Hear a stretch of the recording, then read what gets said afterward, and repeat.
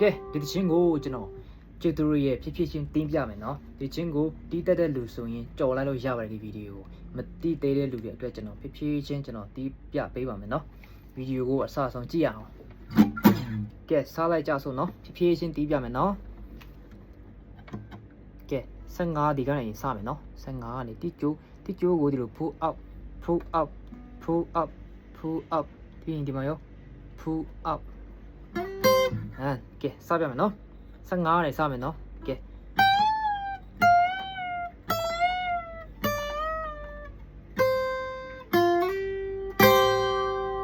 โอเค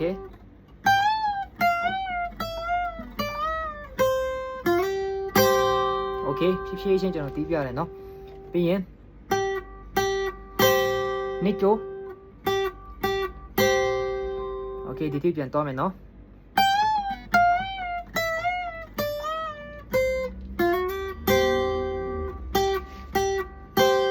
ပြီးရင်တန်းဆိုနေမှာအဲ့လိုတွားမယ်နော်โอเคကျွန်တော်ဖြည်းဖြည်းပဲတီးပြမယ်နော်ပြန်တီးမယ်နော်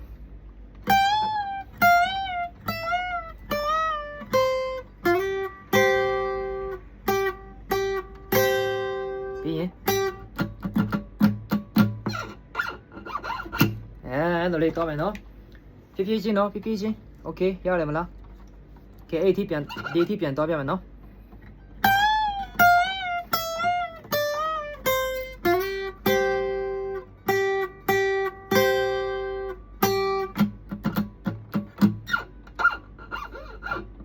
ဒါလေးလောက်တက်လာဒီမှာဒီဟိုပစ်ကလေးကိုဒီအပေါ်မှာတင်မှကျိုးရဲ့အပေါ်မှာတင်ပြီးမှဒီလိုလေးတင်ပြီးမှအဲ့လိုလေးပဲလောက်လိုက်တယ်ဒီမှာတရိုးတီးလိုမျိုးအဲ့လိုလေးပဲလောက်လိုက်တယ်နော်ပြီးရင်အဲ့လိုပဲလွယ်လေးပဲမခတ်ဘူးကျွန်တော်ဒီအထိပြန်တီးပြမယ်ဖြည်းချင်းတီးပြမယ်နော်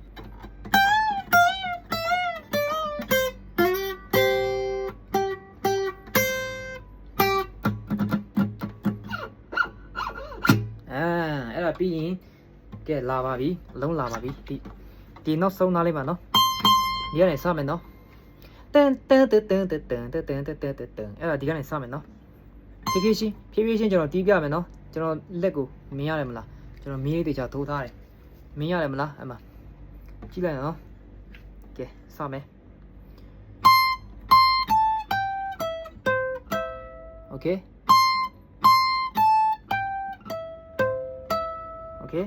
ပြန်တကတီးမယ်ဒါတော့3နဲ့2ကိုတခါနဲ့ဒီလိုဖြည့်ထားပါတယ်နော်3နဲ့2ကိုဒီဟာကျတော့တီးတန့်သွားမယ်နော်တီကျိုးနဲ့စမယ်တန်းဆိုတော့လည်းဒီမှာဒီကျိုးကဖြည့်မယ်နော်3နဲ့2ကိုဖြည့်မယ်โอเคပြီးလာမယ်သွားမယ်နော်โอเคပြန်လုပ်မယ်နော်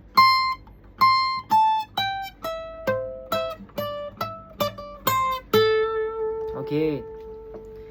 ဒီရောက်ပြီဆိုရင်ခုနဒီ pull up 15ကနေ pull out အဲ့ဒါပဲပြန်လာမယ်နော်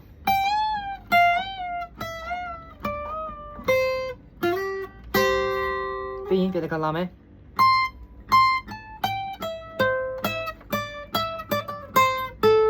โอเคပြီးရင်အခုဒါဟာပဲ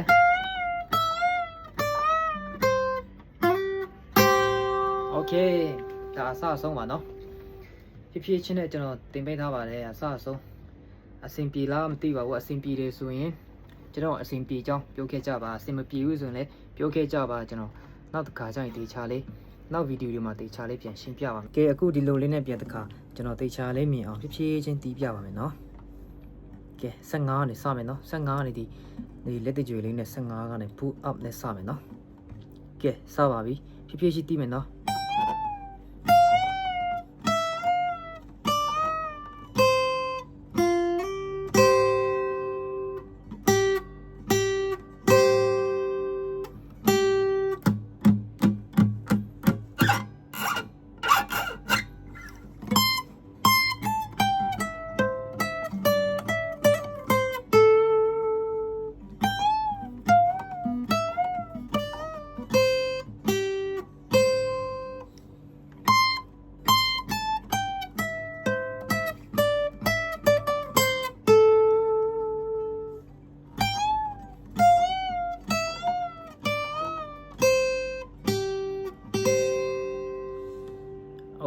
အားလုံးအဆင်ပြေကြပါစေ